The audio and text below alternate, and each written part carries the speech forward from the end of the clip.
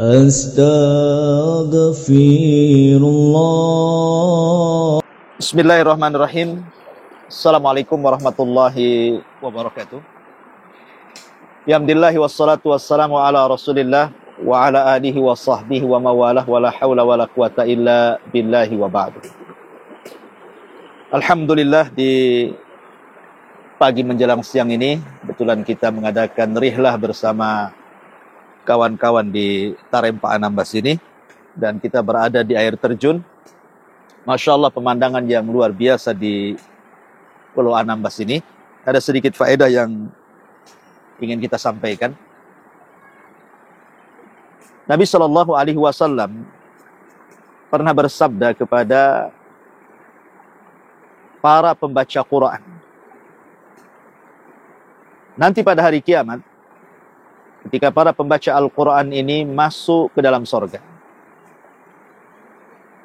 maka Allah Subhanahu wa ta'ala akan berfirman kepada mereka, Iqra waratin warqa fa inna manzilataka inda akhiri ayatin taqra'uha. Bacalah, tartilkan bacaanmu, dan naiklah, karena sesungguhnya akhir bacaanmu yang menunjukkan tingkatanmu di sorga adalah sesuai dengan akhir ayat yang kau baca di dunia. Syekhul Islam Ibn Taimiyah rahimahullahu ta'ala ketika mengambil istimbat hadis ini, beliau mengatakan bahwa tingkatan di sorga itu sejumlah ayat dalam Al-Quranul Karim, sekitar 6.500 kurang lebih tingkatan. Itu istimbat daripada beliau Syekhul Islam Ibn Taimiyah rahimahullah ta'ala. Dan dari sini kita tahu bahwa sorga itu darajat, bertingkat-tingkat. Semakin tinggi tentu semakin indah, semakin tinggi tentu semakin nikmat, sesuai dengan amalan manusia di dunia. Ma'asyiral muslimin yang dimuliakan Allah Azza wa Jalla. Cerita sedikit tentang sorga.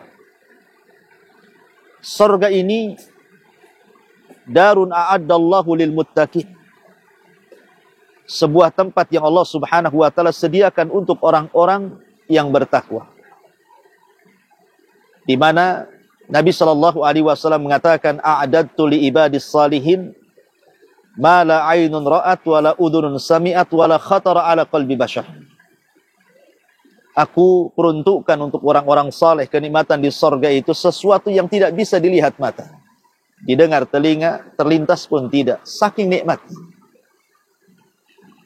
Bahkan Nabi SAW pernah menceritakan tentang orang yang paling mengalami keperitan hidup di dunia, tidak pernah bahagia mulai lahir sampai mati, tetapi Allah takdirkan dia termasuk penduduk sorga.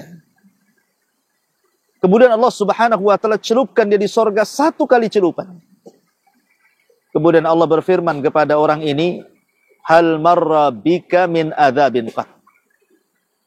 Apakah kau melalui azab walaupun sedikit setelah dicelupkan ke sorga? Dia mengatakan, demi Allah, sekarang sudah kulupakan semua keperitan yang pernah kualami di dunia.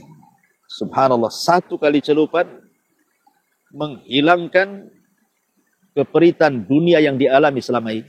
Bagaimana kalau orang ini masuk ke dalam sorga? Itulah nikmatnya sorga, di mana sorga itu Allah Subhanahu wa ta'ala sediakan sungai-sungai. Lihat sungai di sini saja luar biasa, jernih, dengan ikan-ikan kecilnya, anak-anak bisa mandi, bahkan bisa langsung diminum. Bagaimana di sorga? Tentu lebih indah daripada sungai yang ada di sini. Bahkan bukan hanya sungai berupa air putih, jernih, bersih saja. Di sana ada sungai susu, di sana ada sungai madu, di sana ada sungai khamr. Luar biasa. Keindahan dunia yang seperti ini saja kita terpukau. Bagaimana pula di sorga yang tidak bisa dan tidak pernah dilihat mata, didengar telinga, terlintas pun tidak. Makanya seorang muslim harus terus meminta kepada Allah Subhanahu wa ta'ala sorga. ketika seorang sahabat namanya Rabi'ah radhiyallahu an, anak kecil yang suka membantu Nabi sallallahu alaihi wasallam menyiapkan air wudu beliau, kata Nabi sallallahu alaihi wasallam, mintalah sesuatu kepadaku. Kata Rabi'ah ibn Ka'ab ini al-Aslami yang masih kecil, belum balik, dia mengatakan, ya Rasulullah, aku hanya ingin menjadi temanmu di surga. Subhanallah. Anak kecil di zaman Rasul meminta kepada Rasul ingin masuk ke dalam surga. Tentu kita seorang muslim teruslah meminta kepada Allah Subhanahu wa taala agar kita dimasukkan ke dalam surga Allah Subhanahu wa taala. Apalagi sekarang kita berada di bulan Sya'ban, maknanya kita akan menghadapi bulan yang sangat suci, bulan Ramadan. Nabi sallallahu alaihi wasallam sampai mengatakan, "Idza ja'akum Ramadan futihat abwabus sama." Wa fi riwayatun futihat abwabul jannah.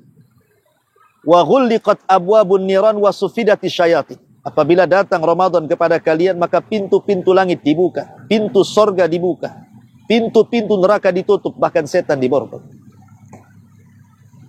Kita akan menghadapi bulan di mana pintu-pintu sorga itu akan dibuka. Dan Allah akan letakkan para penyeru. Ya baghilil khairi aqbil. Wahai orang-orang yang mencari kebaikan, masuklah lewat pintu itu. Ma'asyiral muslimin yang dimuliakan Allah Azza wa Jalla. Oleh karena itulah maka persiapkan Ramadan di bulan Sya'ban ini dengan memperbanyak amalan-amalan yang bisa memasukkan kita ke dalam surga seperti berpuasa, sunnah, qiraatul Quran, qiyamul lail. Karena orang yang membiasakan ibadah, maka dia akan mengalami kelezatan dalam hidup.